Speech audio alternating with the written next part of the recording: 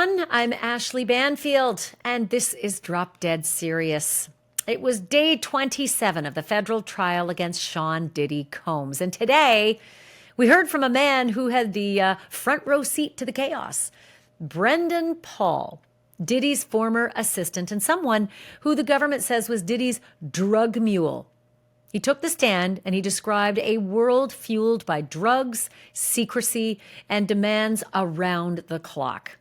We also heard from a Homeland Security agent who began walking the jury through a massive digital paper trail. Before we get into today's testimony, though, we have to talk about some of the jaw-dropping new evidence that was just released.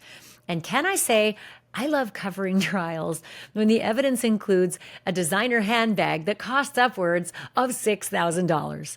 A handbag the prosecutors say was used to stash Diddy's cocaine. Yeah, don't we all kind of wish we had, a couple extra designer handbags to toss around for various and sundry little tasks? I'm going to tell you all about the brand and the story behind it. Trust me, I thought I knew everything about the luxury brands that stars all tote around and display on their Instagrams, but I got a lesson today in the Goyard brand. Who knew? I've got more on that in a minute. First, though, a quick Drop Dead Serious legal alert. If you received Depo-Provera birth control shots and you were later diagnosed with a brain or spinal tumor called meningioma, you may be eligible for a lawsuit. My partner Morgan & Morgan is investigating claims that patients weren't properly warned about this risk. This is free to check out. If you qualify, it takes just a couple of minutes and you don't even have to pay a thing unless they win the case for you. So scan the QR code on the screen or click the link below and see if you qualify. It's really easy. Now back to the newly released evidence. Federal prosecutors showed a stunning set of photos in court. Photos that gave the jurors and now the public, you and me, a look inside Sean Diddy Combs' $61.5 million mansion in Los Angeles. And what they saw, I mean, how do I describe this? Crazy, but also kind of unsettling. Not just drugs and guns, but a veritable Costco stash of more than 1,000 bottles of baby oil and lube. Weirdly stacked beautifully. Like neatly lined up in boxes all the way to the ceiling, packed tightly into his bedside table, lined up perfectly on glass shelves, and some of it even kept in what prosecutors described as a fancy box. I'm going to get into the description of all of that in just a minute, but I want to get you into the courtroom. The first witness of the day, young man named Brendan Paul.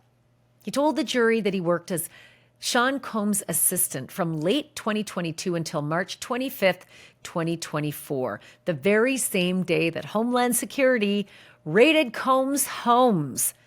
But Brendan's involvement in this case goes far beyond calendar dates and job titles. Brendan acknowledged that he was arrested at the Miami airport for possession of 3/4 grams of cocaine. Brendan told the jury that the drugs were in a Goyard bag, a designer tote that can cost upwards of $6,000. He said that he kept various items for Combs in that expensive bag and said that he placed the cocaine in the Goyard bag while cleaning out Combs' hotel room after a freak-off. So who is Brendan Paul? He's a kid originally from Cleveland, Ohio, and a kid who was a D1 athlete, graduated from Syracuse University as a top-level basketball player. And then shortly after graduation, he built a music studio in the basement of his family home with the help of his dad. And then came a tip. A former assistant to Sean Diddy Combs told Brendan about an open position for an assistant. But the job sounded brutal, and the advice from the assistant was blunt. Quote, "Get in to get out," end quote. Brendan told the jury that he understood what that meant.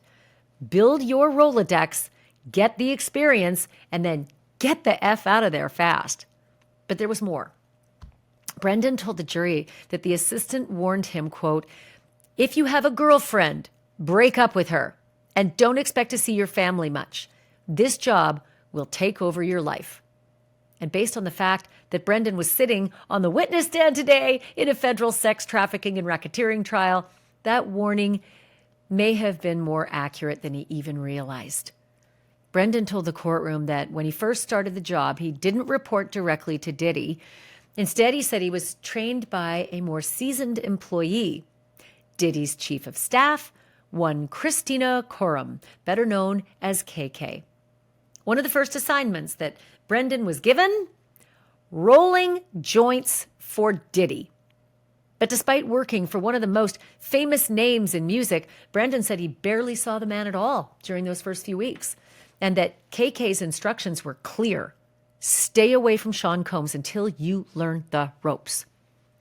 But eventually, he must have learned the ropes because KK invited Brendan to a listening party held in Combs' backyard, not as a guest, but to take notes. And that night, she finally introduced Diddy to this kid, right? Brendan meets the music mogul. And eventually, Brendan's duties changed. He told the jury that as a former college basketball player, he naturally gravitated towards fitness, and that he ended up focusing on food and workout planning for Diddy. But listen to the expectations that were outlined for this kid. Brendan said he typically worked 80 to 100 hours a week, sometimes up to 6 days a week, but essentially was always on call. Stop for a second. If you have ever had a long work week, I ask you, did your work week have you sleeping 4 hours a night and getting up and starting all over again and going to sleep when work ended? Like literally working until you go to bed, sleep for 4 hours, get up and work again. That's a 100-hour work week if you work 5 days a week. That's a lot. Like that's brutal. That's punishing. And you'd think you'd get paid a lot, right? His starting salary was $75,000 a year. In January of 2024, just months before the FBI raids, though, he got a raise. And by the time he ended up, not working for Diddy because of, legal, he was earning about $100,000 a year. And Brendan wasn't just tied to one city. He told the jury that he was based in both Los Angeles and Miami, living out of a series of Airbnbs in each location, depending on where Diddy needed him. He said he only flew on Diddy's jet 3 or 4 times during the entire 18-month employment, and that most of the time he had to fly commercial and always ahead of the entourage to set things up for Diddy. Brendan pretty much explained to the jury that his job was to, quote, advance the trip. Get there first, set up the hotel room, arrange any special requests, and make sure the transition was flawless when Diddy arrived. From meals to lighting to temperature, every detail, he said, had to be perfect. He identified a woman named Jessica Ruiz as the corporate travel manager, the one responsible for coordinating all travel for Diddy and his entire team. If Jessica works for Diddy's company, she is part of Diddy's enterprise. And people in the enterprise coordinating things for, let's say, illegal activity, that falls into racketeering, right? That's into the racketeering description. And we've heard Jessica Ruiz's name come up multiple times during this trial as having coordinated things for sex workers and girlfriends for freakoffs.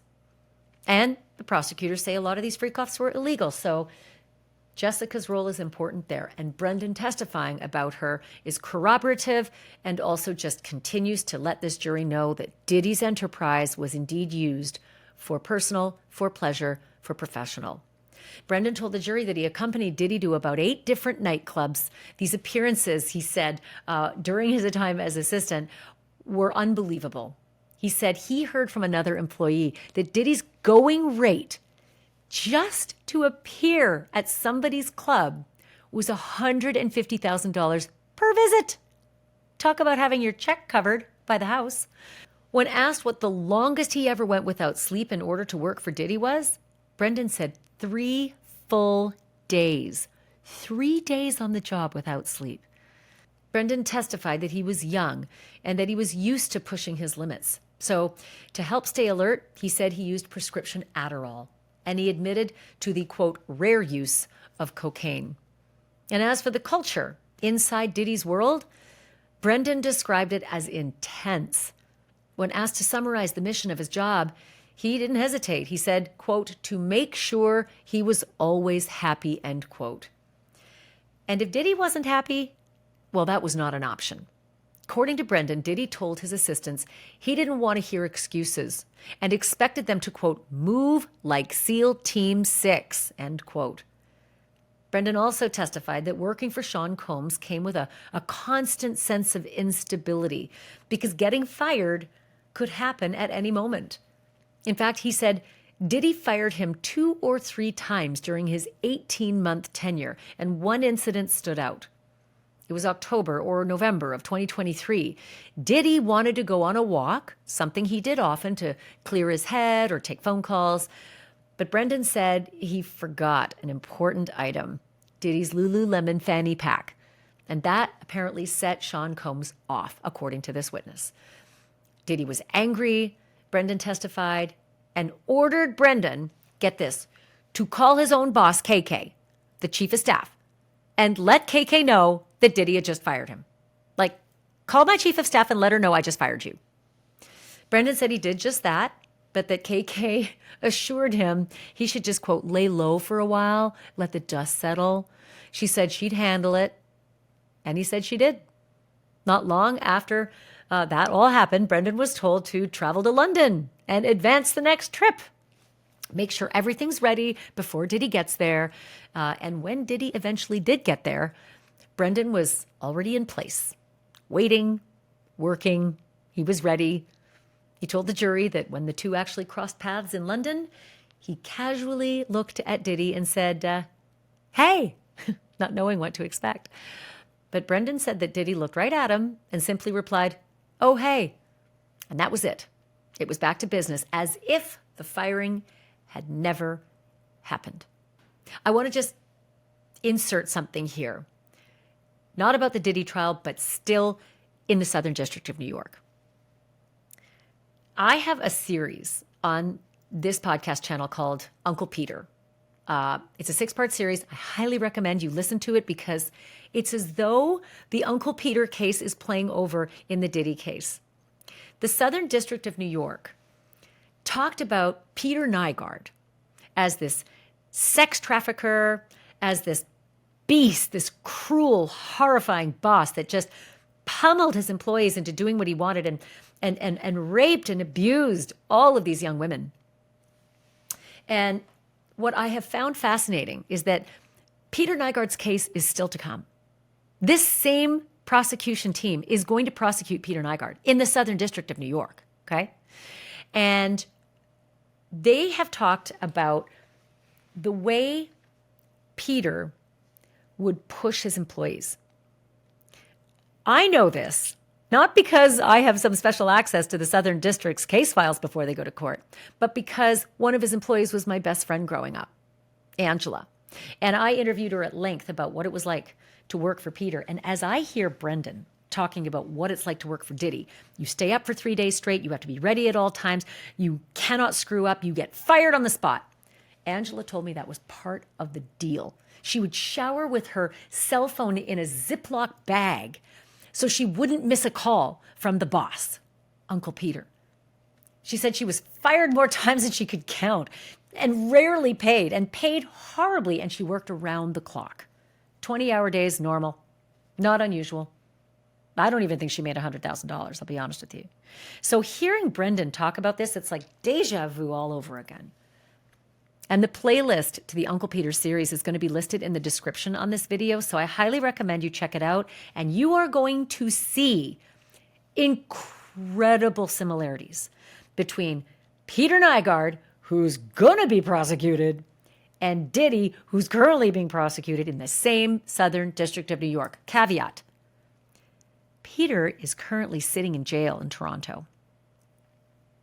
He was found guilty in Toronto. He's serving a prison sentence there.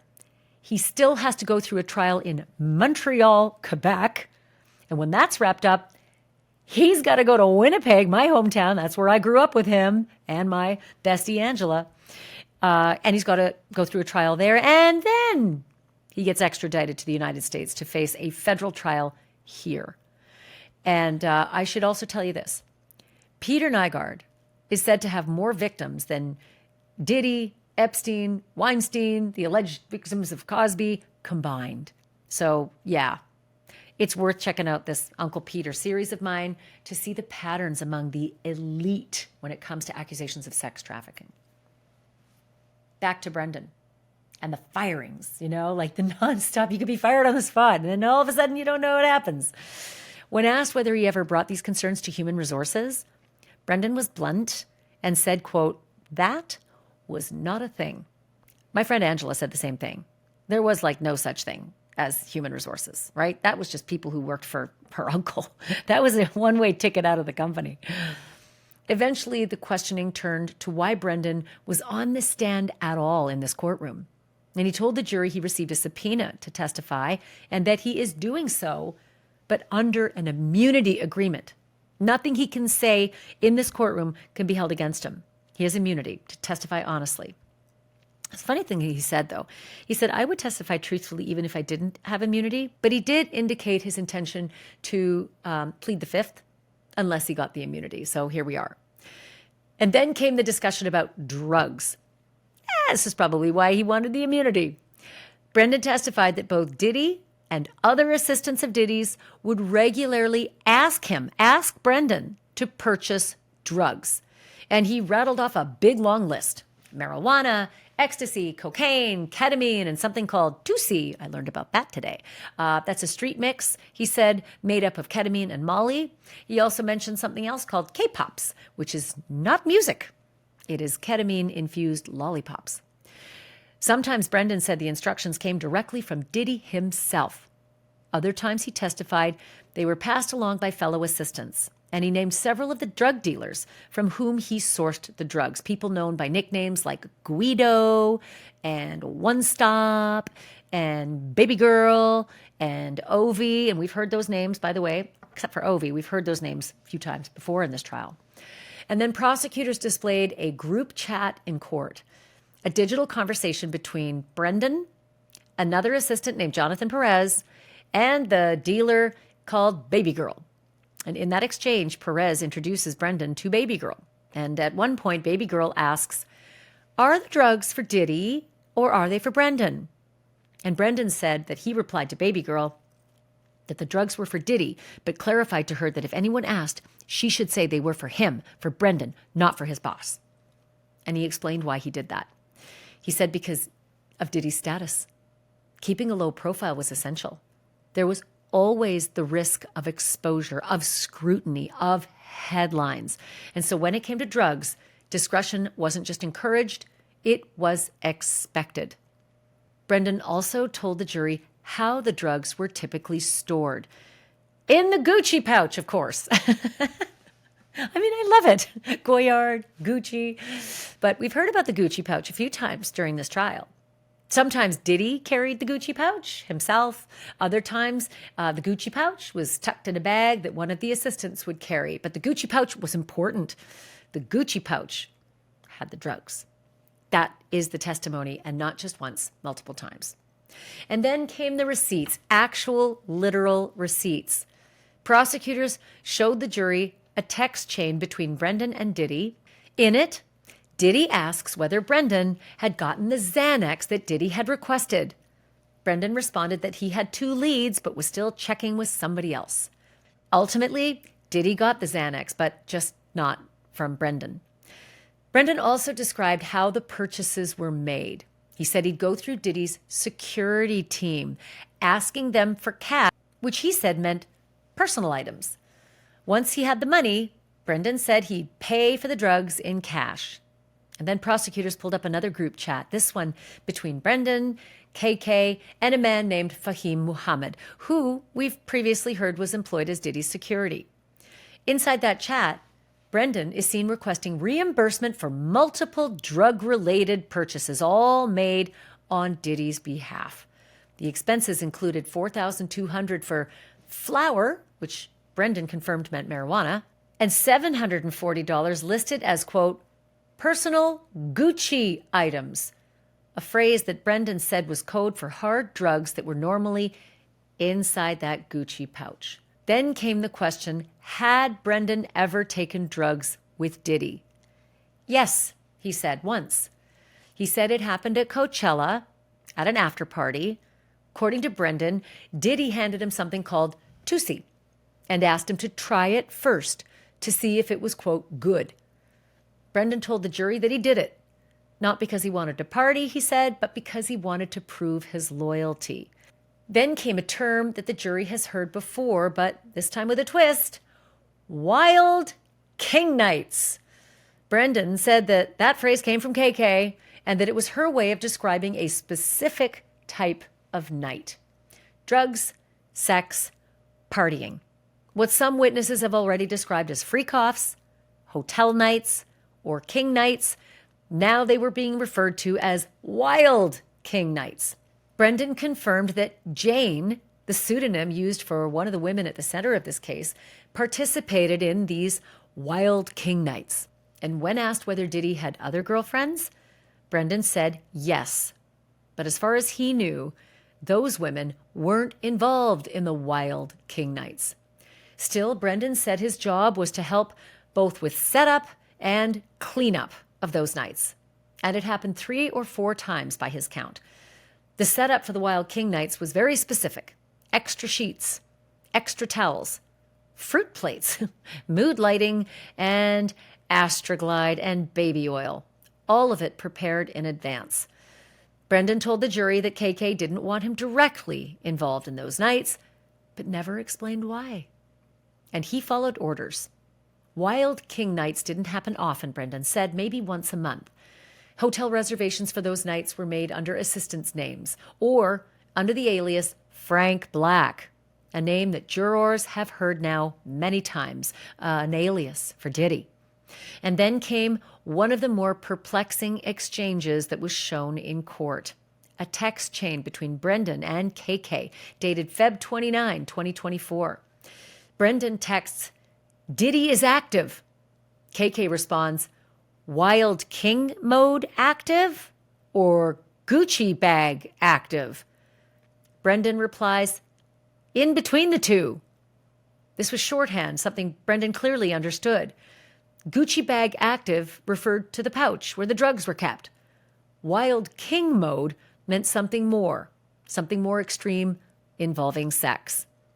As Brendan's testimony continued, prosecutors zeroed in on the gritty details of what really went down behind the scenes of those so-called Wild King nights.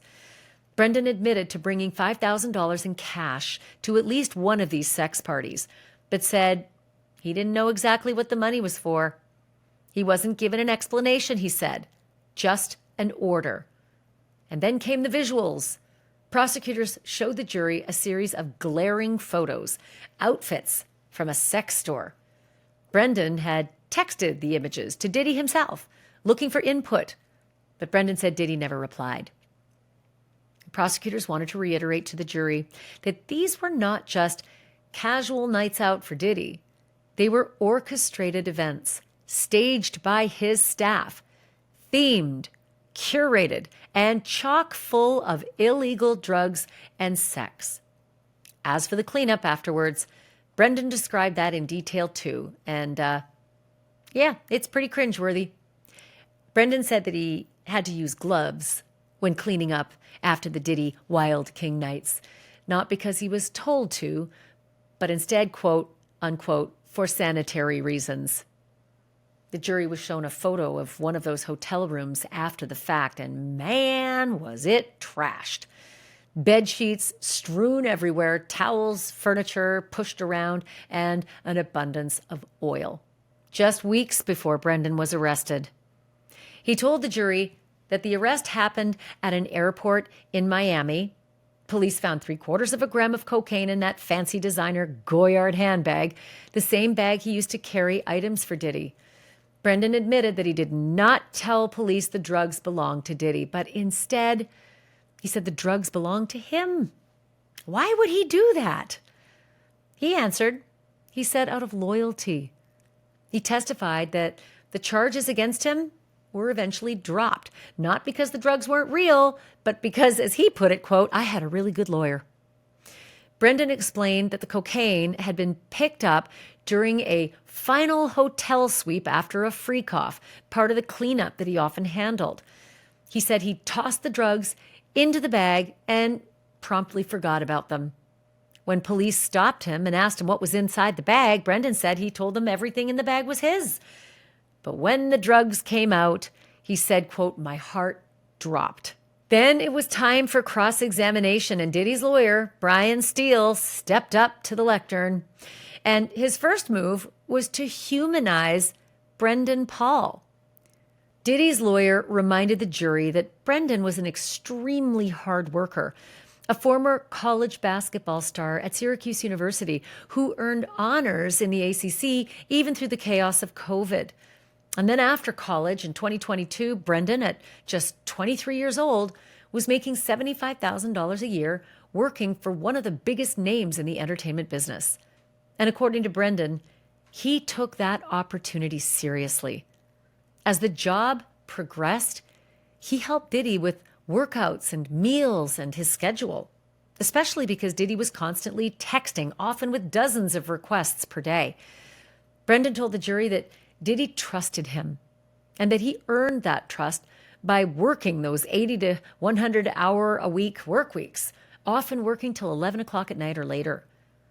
And then Diddy's lawyer asked about one of the prosecution's more explosive suggestions, that Brendan was a quote-unquote drug mule. Brendan responded, absolutely not. Brendan told the jury a drug mule was someone who traffics kilos and kilos of drugs, and that wasn't him. Brendan said he bought drugs for Diddy somewhere between 5 and 10 times, never more. He said he estimated that in total he spent no more than $500 on drugs. He also said he only ever saw Diddy use drugs once, and that KK, to his knowledge, didn't use them at all. Then came the Wild King Nights, or at least the defense's version of them. Brendan described them not as criminal or exploitative, but as Diddy's escape, his private time, especially with Jane Doe. And Brendan said that after those nights, he never once saw Jane appear hesitant or distressed. One of the government's earlier references had quoted Brendan as saying, KK ran the enterprise. And when Diddy's lawyer asked him to clarify, he said he was referring to the business, not a criminal operation. KK, he explained, managed logistics, schedules, and operations. He said she ran the office, not a criminal ring. Brian Steele then asked a question that went straight to the heart of the reputation that this kid thinks he has. The question was this: do you care about your name, your future? And Brendan answered, absolutely. Toward the end of the cross-examination, the defense shifted gears, painting a very different picture of Diddy. Diddy's lawyer suggested that when Diddy used drugs, he wasn't violent or chaotic, but was instead the opposite. He asked Brendan if Diddy ever hurt anyone while high. Brendan's answer, no. Steele followed up saying that, if anything, Diddy seemed more creative, more energized, even happy when using drugs. And then came a more personal question. Do you feel indebted to Diddy? Brendan paused. Quote, what do you mean by indebted, end quote. So Steele rephrased the question. Did you have a good experience working for him? Brendan answered yes. And that was the end of testimony for Brendan Paul, a day almost certainly he wishes never happened, and one that he'd like to forget. After he stepped down, instead of calling a witness, prosecutors turned to the evidence. They began reading a series of text messages aloud in court between Diddy and Cassie Ventura. And these particular text messages were dated March 12th to March 14th, 2017. In one message, Diddy complained about being left to pleasure himself for 10 hours. Frustrated, angry, and clearly feeling ignored. Cassie responded with something far more serious. She brought up physical abuse. She said she needed a break from the relationship. She told Diddy he was sending mixed signals. Quote, one moment you're down, the next you're not. She wrote, make up your mind, end quote. In one message, Cassie wrote, quote, I was your hooker for 10 years. And in another message, quote, Boris had to tackle you, Puff. That's not love. That's possession, end quote. At that point, defense attorney Tenny Garrigo stood up to object, raising what's known as a 106 issue. She argued that the government had cherry-picked those text messages, leaving out important context. Specifically, she said, the omitted parts of the messages included Cassie expressing affection and even saying she loved the FOs, short for Freakoffs. And then the government called its next witness, Special Agent Joseph Cerciello, with Homeland Security Investigations. Agent Cerciello told the jury that he's been with Homeland Security for over 18 years. But he was quick to clarify that he wasn't involved in this case until about 2.5 weeks ago. And his role? Strictly analytical. Agent Cerciello said that he was brought in to review and verify a series of government exhibits. He combed through thousands of pages of bank records and cell phone logs and text messages and airline itineraries and ground transportation receipts. The jury was then shown a massive chart, 44 entries in total. Cerciello explained that these were all travel and hotel records tied to Diddy and his associates, and only one female name appeared throughout, Jane. The government began walking through each entry, showing the jury a trail of bookings, flights, and damage reports. Their goal here was to illustrate a consistent pattern linking P. Diddy and Jane and paid escorts to high-end hotel stays under alias names. They said these weren't isolated events, but part of a larger enterprise involving travel, sex work, and expensive cleanups. And by tying it all to Diddy's personal communications and financial records, the government is working to connect the dots for their racketeering case. First up, a reservation in the One Hotel in South Beach. The guest listed? Phil Pines, an assistant's name that we have heard Diddy use regularly to book hotels. The date was May 22 to May 23 in 2021. The cost for that one-night stay was $3,050.90. Then came a flight record for that very same time period. JetBlue from New York to Miami. Passenger, Jane. Agent Cerciello continued walking the jury through the chart, and the next stop was another hotel bill. On December 6, 2021, Diddy checked out of the Bal Harbour Resort in Miami. The final charge was just over $6,000 specifically for damages. Then Agent Cerciello pivoted to travel records. He pointed to a set of flights booked for Jane, one from Los Angeles to Miami, and another returning her to LA soon after. There was also a flight booked for someone named Cabral, a man previously identified in testimony as an escort who had sex in the Freakoffs. His travel? From Miami to Atlanta. Definitely crossing state lines here, folks. A predicate act of RICO. Then another hotel, the London Hotel in West Hollywood. The stay was from January 20th to January 23rd in 2023, and the bill? $3,750 in damages. Cerciello read aloud from the hotel's internal security report, noting that the damage included bodily fluids on the floor and the couch and discarded linens scattered throughout the room. Ick. Can you think about the security person who had to actually note all that? Like put eyes on and write it down? Oh, God, these poor people. Then came a message, this one from Diddy to Jane.